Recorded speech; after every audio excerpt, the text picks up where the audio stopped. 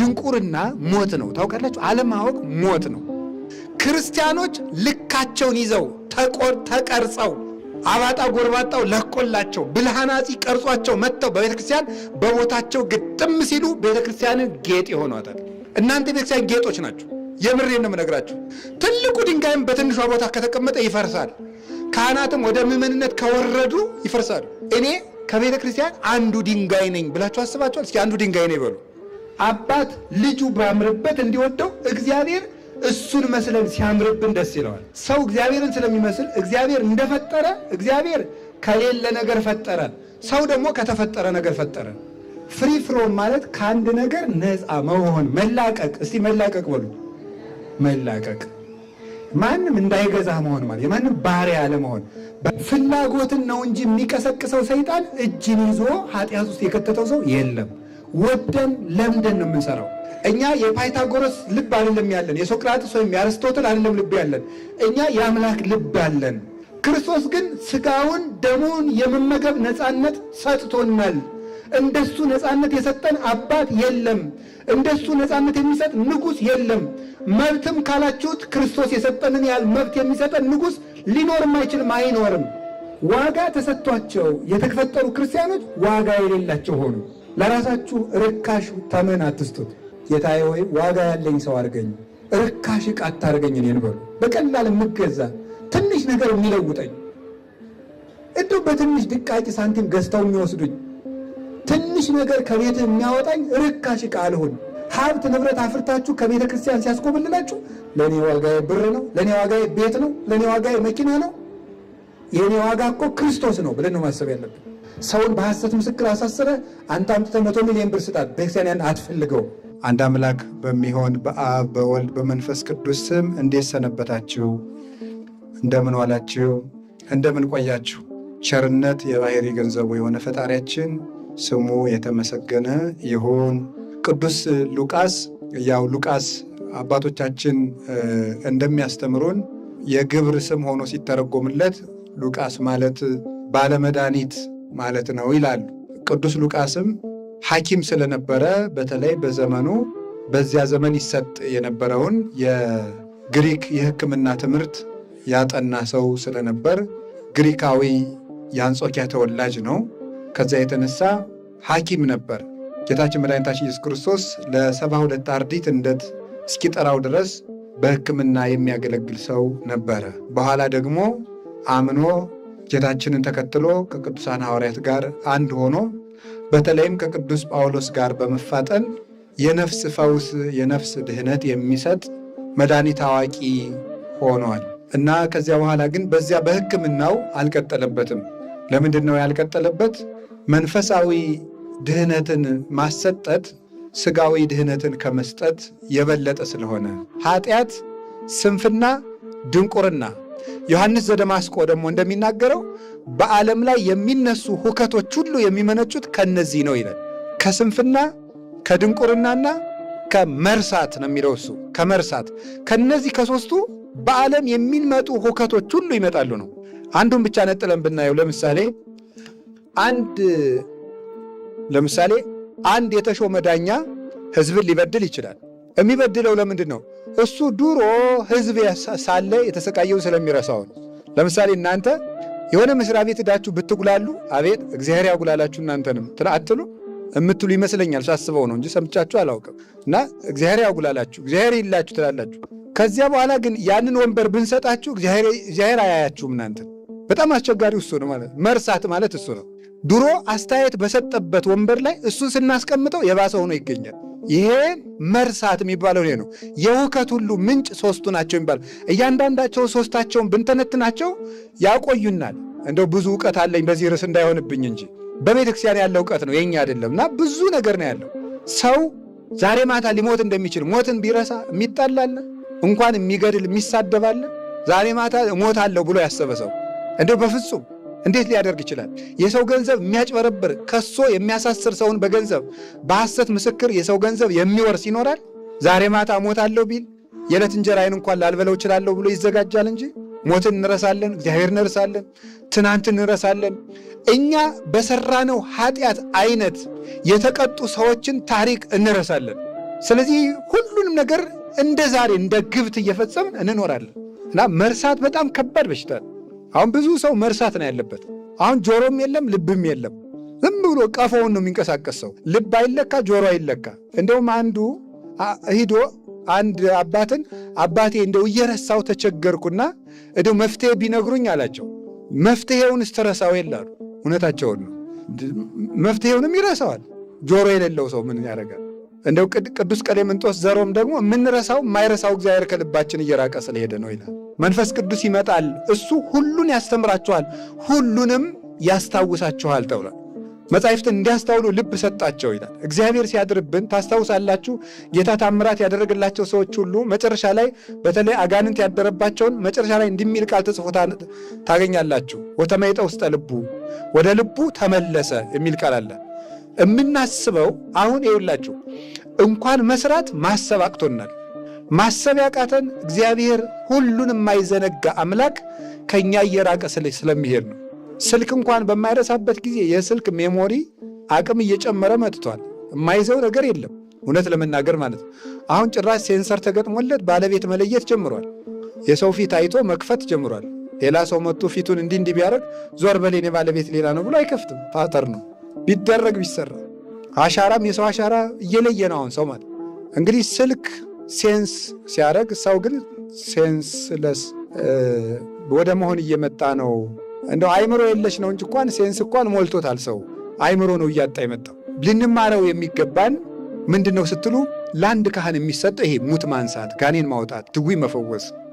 ሙት የሚባለው እነዚህ ናቸው። በስንፍና አልጋ ያሉት፣ በኃጢአት አልጋ ያሉት።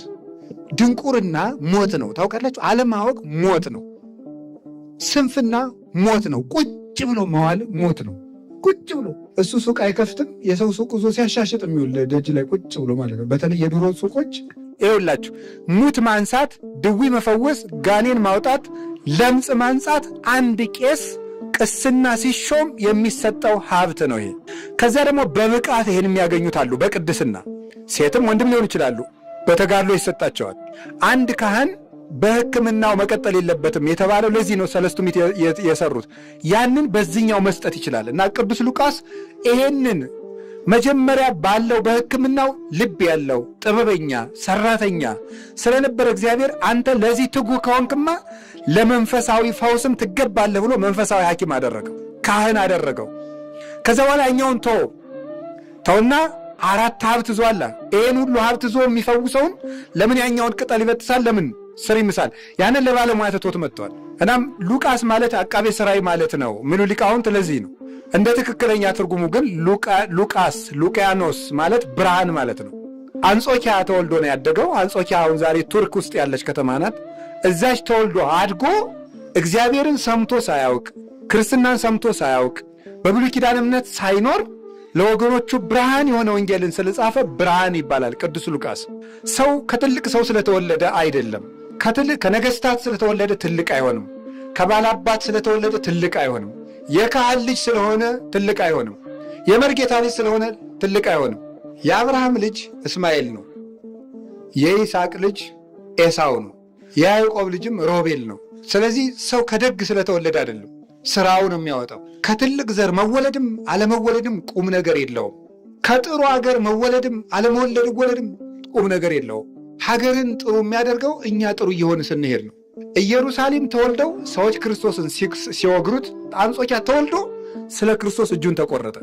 ማንነት ነው ዋናው ነገር፣ ልብ ነው፣ አይምሮ፣ ሰውነት ነው። አንጾኪያ ተወልዶ አይሁድ ከሚጸየፉት ሰፈር ተወልዶ መጣ። ወደ ወገኖቹ ማለት ከነሱ ዘር ወደ ተወለደ ወይም በሃይማኖት ወገኖቹ ወደሆኑ በስነ ፍጥረት ወገኖቹ ከሆኑ ወደሆኑ ወደ አይሁድ ስጋን ለብሶ መጣ። ትንቢት ወዳናገርላቸው፣ ሱባኤ ወዳስቆጠርላቸው፣ ተስፋውን ስለሰጣቸው ወደ ሰጣቸው፣ በመና በደመና ወደ አሳደጋቸው ወገኖቹ መጣ።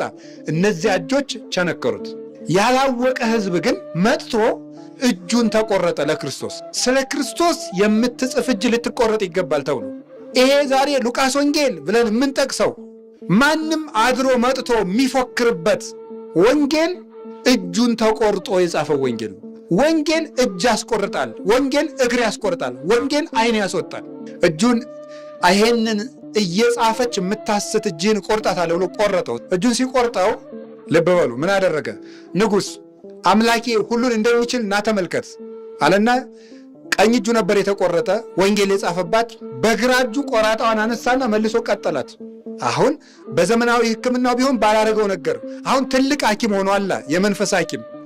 እጁን ቀጠለ። ከዛ በኋላ ሰማህ ንጉሥ፣ እኔ እጄን የምቀጥለው መከራ ስለፈራው ሳይሆን አምላኬ ሁሉን እንደሚችል እንድታውቅ ብቻ ነው። ነገር ግን አሁን መከራውን ለአክሊል ስለምፈልገው እጄን መልሼ ቆርጠዋለሁ ብሎ መልሶ አለያየው፣ አክሊል ስለሚቀበል። ከዛ መጨረሻ ላይ አንገቱን ተቆረጠ። አንገቱ ተቆርጦ የክብር አክሊል ተቀበለ። ይሄንን ወንጌል ለእኛ ሰጠን። እውነት ለመናገር ፍሬን የተሞላ ወንጌል። የተራቡ ነፍሳት፣ በእውነቱ የተራበች ነፍስ አንተን በልታ ጠጥታ ታመሰግናለች የተባለ የተራቡ ነፍሳት ተመግበው እግዚአብሔርን የሚያመሰግኑበትን ይህን ወንጌል እጁን ቆርጦ ጻፈልን። እግዚአብሔር ሰው ሞልቶታል። ወንጌሎቹ ሲመጻደቁ ባዕድ አምጥቶ ወንጌሉን አልጻፈ። መደበኞቹን ንቋቸው እግዚአብሔር ማለት ነው። እግዚአብሔር ቤተኛ ሁነን ካላወቅንበት ይንቀናል።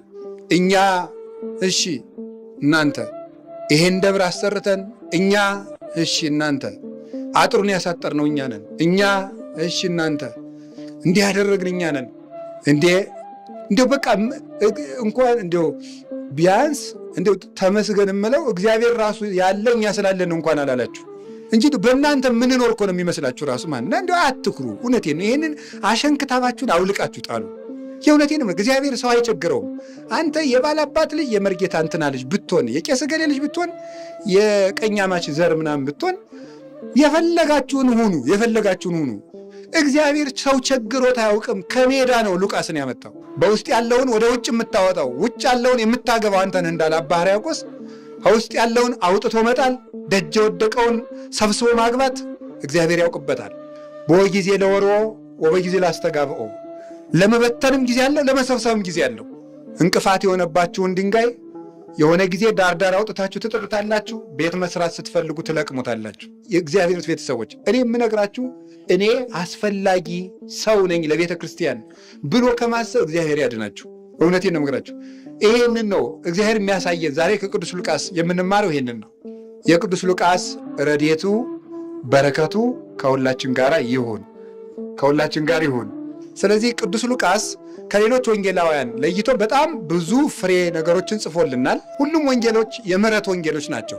በተለየ ግን ቅዱስ ሉቃስ የእግዚአብሔር ምሕረት ወንጌል ተብሎም ይጠራል። ምሕረቱን አብዝቶ ነው የሚጽፈው። እግዚአብሔር እንዴት አድርጎ ምሕረት እንዳደረገው ደጉ ሳምራዊ የሚባለው ሉቃስ ወንጌል ምዕራፍ 15 ላይ የምታዩቸው 3ቱ ጠፍተው የተገኙ ነገሮች እነዚህ የእግዚአብሔርን ምሕረት የሚያሳዩ ናቸው። ብዙ ልግስናውና ብዙ ትዕግስቱን ያን የጻፈና የምሕረት ወንጌል ነው። በዚህ በሉቃስ ወንጌል ምዕራፍ 15 ላይ 3 ጠፍተው የተገኙ ነገሮች አሉ።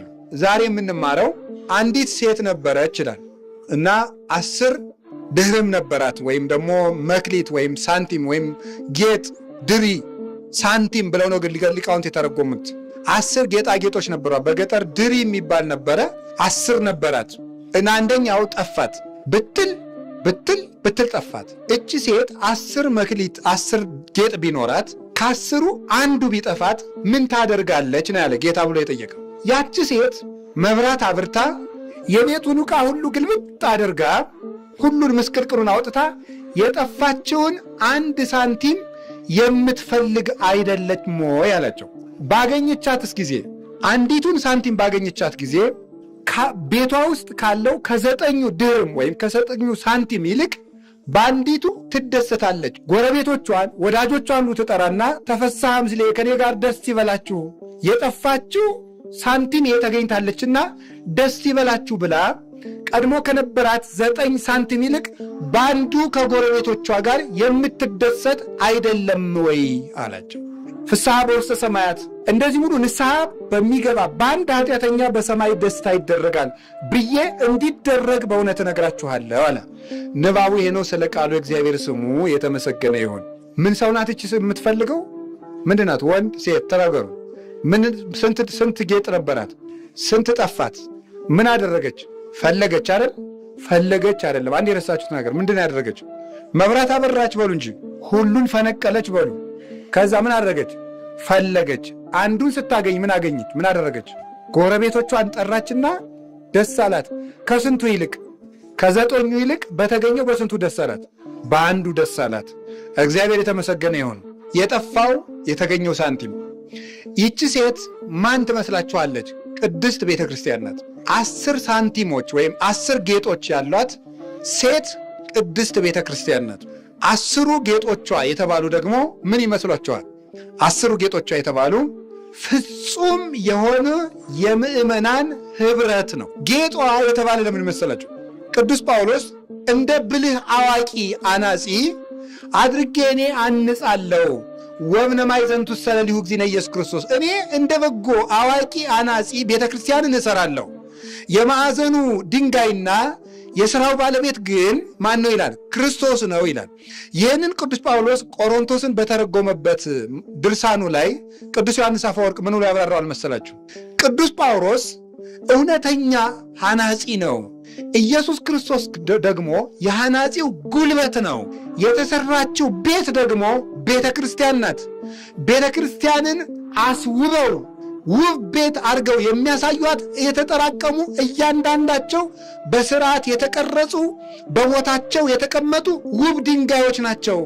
ስለዚህ ብልሃተኛው አናጺ ቅዱስ ጳውሎስ፣ የሕንፃው የአናጺው ኃይል ክርስቶስ፣ ውቢቱ ቤት በልክ ከተሰሩ በቦታቸው ከተጋጠሙ ድንጋዮች የተሰራችው ቤት ቤተ ክርስቲያን፣ እያንዳንዱ ድንጋይ አንድ ክርስቲያን ነው ይላል ቅዱስ ጳውሎስ። ቤተ ክርስቲያኑ ይሄ አንድ ድንጋይ አይደለም፣ የተገጣጠሙ ድንጋዮች ናቸው።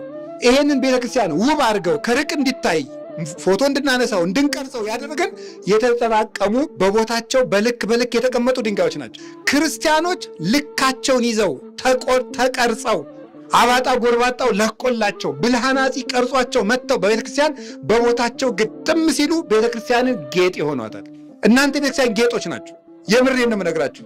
ግን ይሄ ወልጋዳው ድንጋይ ያልተጠረበው ድንጋይ ሕንፃውን በበነገውን የሚንደው ደግሞም ትንሿ ድንጋይ ትልቁ ድንጋይ መቀመጥ ያለበት ቦታ ላይ ስትቀመጥ ሕንፃው ይፈርሳል፣ መሸከም አትችልም። ምዕመናን በካህናት ቦታ ገብተው ሲበጠብጡ ቤተክርስቲያን ያፈርሷታል። ትልቁ ድንጋይም በትንሿ ቦታ ከተቀመጠ ይፈርሳል። ካህናትም ወደ ምዕመንነት ከወረዱ ይፈርሳሉ። ከፍ ማለት ይገባል። አንድ መነኩሴ አንድ ሰው ሄዶ እንዲህ ብሎ ሰደበው። አንተ አህያ አለው። አህያን ያህል ክብር ሰጠኝ ወንድሜ? አህያ እኮ ጌታዋን ተሸክማ የዞረች ናት። እኔ ከጌታ ርቄ የምኖር ኃጢአተኛ እኮ ነኝ አለው። ድንጋይ አለው። የድንጋይን ያህል ድንጋይ እኮ የክርስቶስ መቅደሱ ነው፣ የሚታነጽበት ነው። እኔ መቼ ያን ያህል ክብር አግኝቼ ብሏል። ስድብ አጥቶ ጥሎት ሄደ።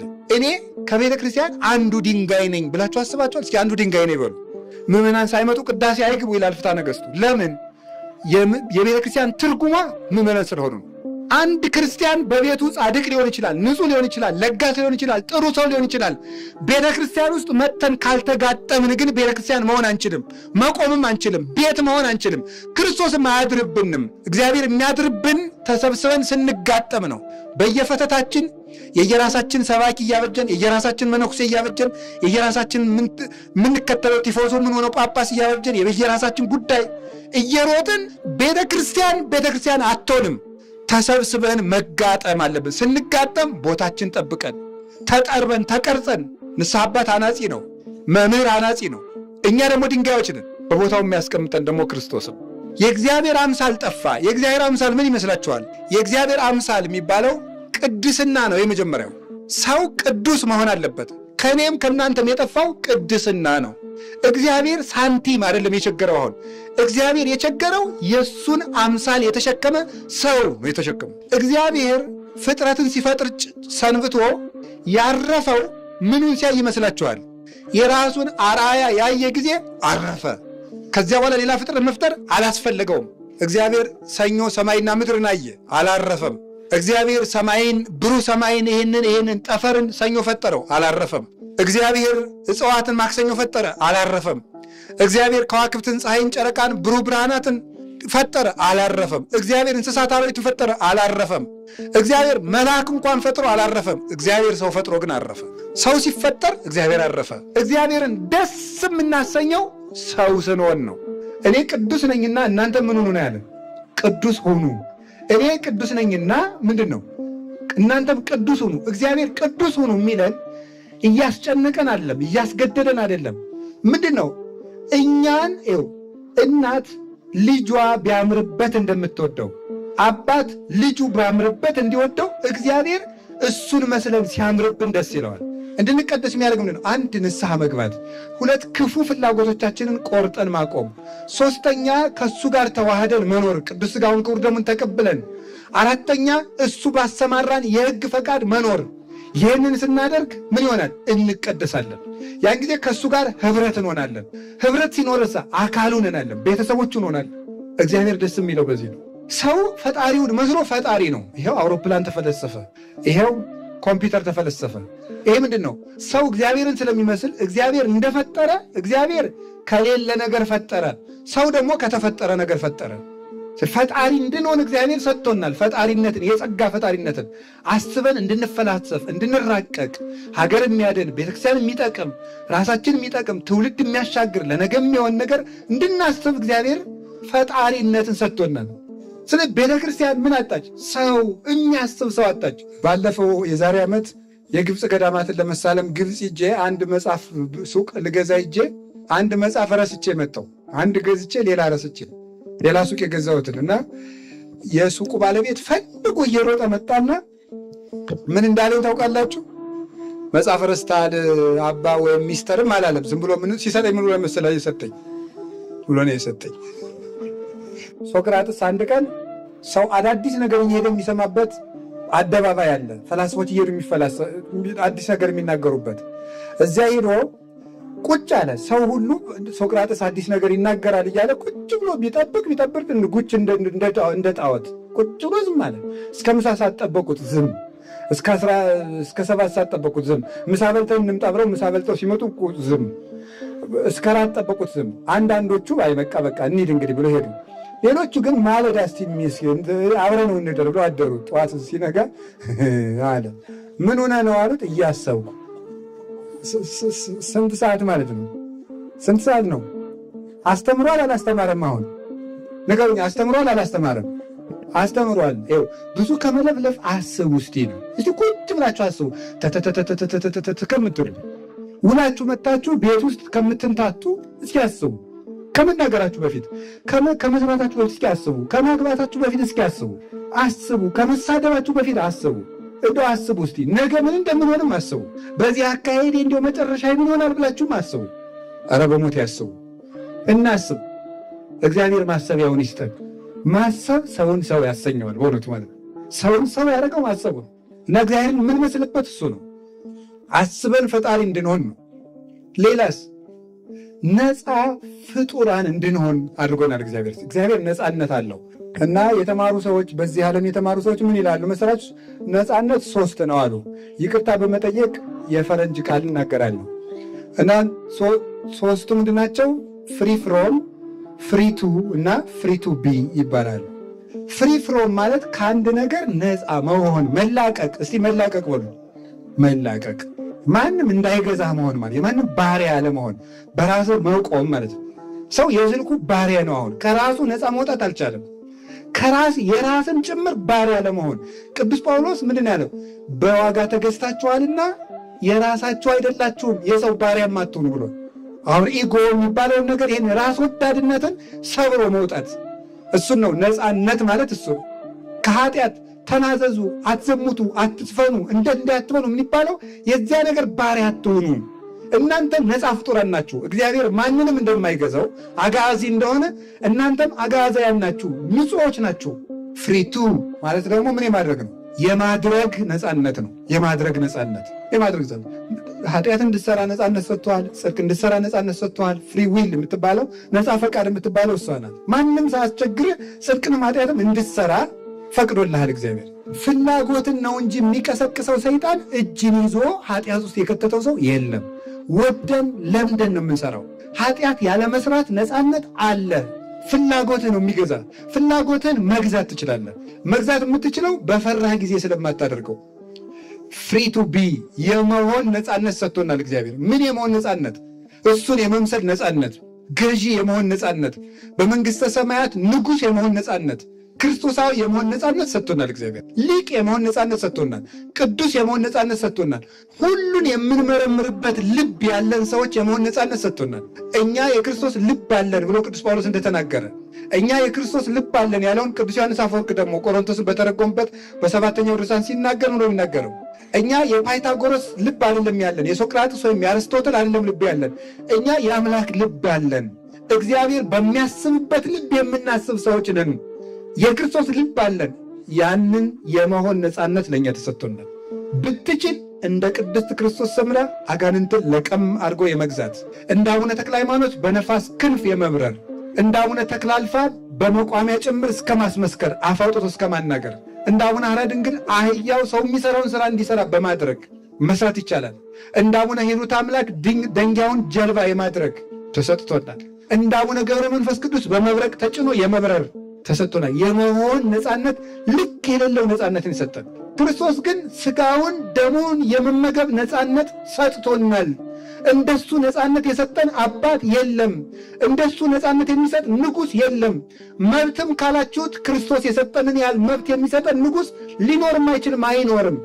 ሰው በጎ ስራን አዘውትሮ በሰራ ጊዜ እግዚአብሔርን ይመስለዋል ይላል ቅዱስ ቄርሎስ።